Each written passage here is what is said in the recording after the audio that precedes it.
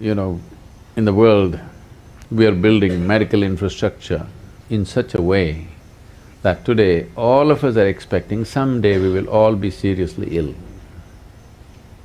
It need not be so. If you live with Narmada ji, it need not be so. And not just her, there are many others. It need not be so if you know how to manage the elements, if not all of them. It's very easy to bring water and air into your control. These are two elements which are easily accessible.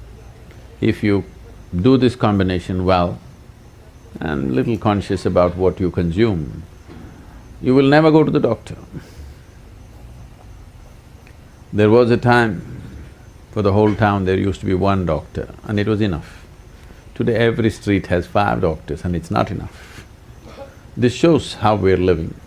When we forget how to live, when we do not respect what makes our life, the earth that we walk upon, air that we breathe, water that we drink, the very sky that holds us in place, when we have no respect and reverence for that, how they behave within us is very different. Today there is substantial scientific evidence to show that water has tremendous memory. If you just generate a thought looking at the water, the molecular structure of the water will change. Just a look, the molecular structure of the water will change. If you touch it, it will change. How you touch it is very important. So now for example, they're keeping it in a copper vessel with a flower on top of it, because this is the god. What other god? If you don't drink water for one day, this is the only god, no other god, isn't it? So, how you treat the water, the memory remains for a long period. So before we consume it or before it touches our body, how we treat the water changes the quality of everything in our system. This is a science we have always known, but today modern science has done enormous amount of experimentation on this. Now they're saying water is a liquid computer. The volume of memory and intelligence it carries by itself. It is a liquid computer. This is what they're saying, it's a fluid computer.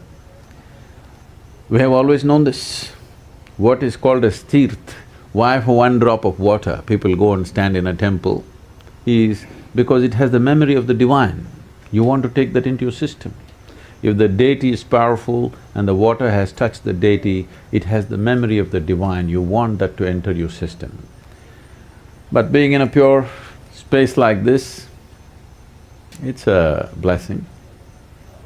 If… there are certain ways with which you can be in the water. If one does that, every ailment, all chronic ailments will go. There are infectious diseases and chronic ailments. Infectious diseases are an invasion from outside.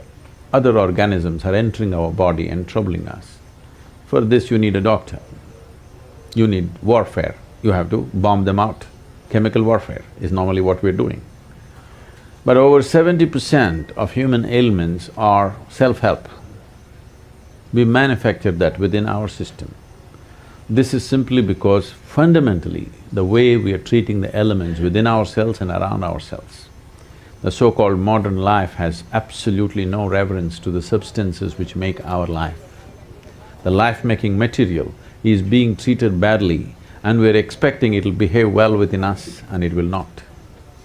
So being here at Narmada, it's time we bring back this culture because it's gone a full circle. Now modern science is insisting that water, the way you treat it is the way it's going to behave within you. And we must learn to treat it well. If we want to be healthy, if we want to be well, if we want to be successful, if we want to be prosperous, for all these things it's important the elements within you cooperate. If they don't cooperate, nothing will work.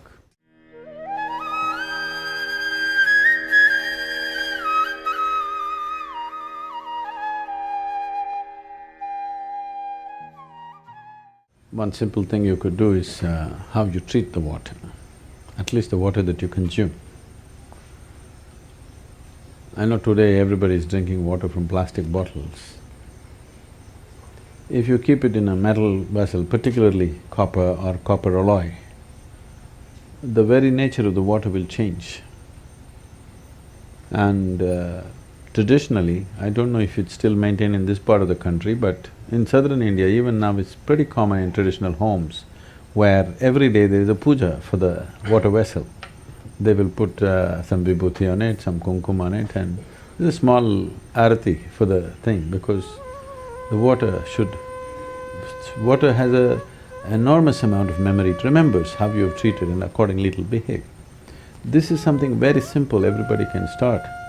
And as a part of this, in Tamil Nadu, we've been encouraging people to use copper vessels, pure copper vessels, because copper is such a… it's the best conducting metal and it energizes the water. Energizing, if you check the if you check the chemical composition, it'll not change. That is the beauty of it. It's only the molecular structure of the water that will change. You might have experienced this. Suppose you ever… is there a waterfall in Narmada anywhere? There's a waterfall. If the water is falling like, let's say, over 20-25 feet, and just after the waterfall, if you just touch the water, you will find water is silky for touch. Have you noticed this? Because water implodes within itself and the molecular structure changes. The way it feels is different. Today, they have created what is called as water imploding machines. You can implode the water with a machine, it just churns it in a certain way and implodes it. It has been found that if you use water imploding machines, with 10% of the water, you can grow the plants the same way as you're growing. The water consumption will come down. With 10% of water, the plants will yield the same, because the imploded water becomes silky and its ability to become a part of the plant system or tree is much better.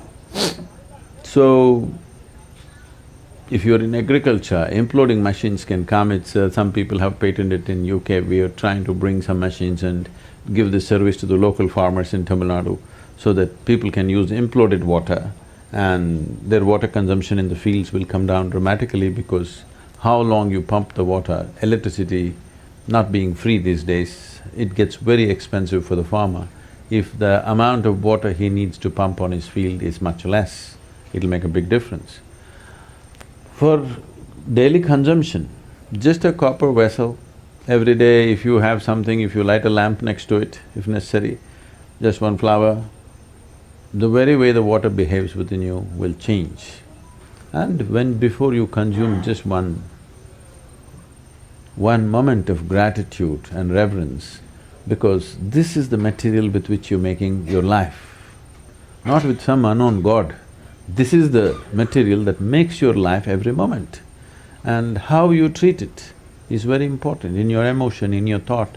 If you hold water as… you don't even have to think Devi stuff, you just understand the reality. The fact of it is, without it you cannot survive. Yes? Whatever is the basis of your survival, you bow down, isn't it? So the water, the food, just bringing that reverence, you will see the volume that you consume will also come down and the way it behaves within you will come down. If you don't catch an infection, if you treat these elements properly, as I said earlier, most probably you won't see a doctor's face unless you're one.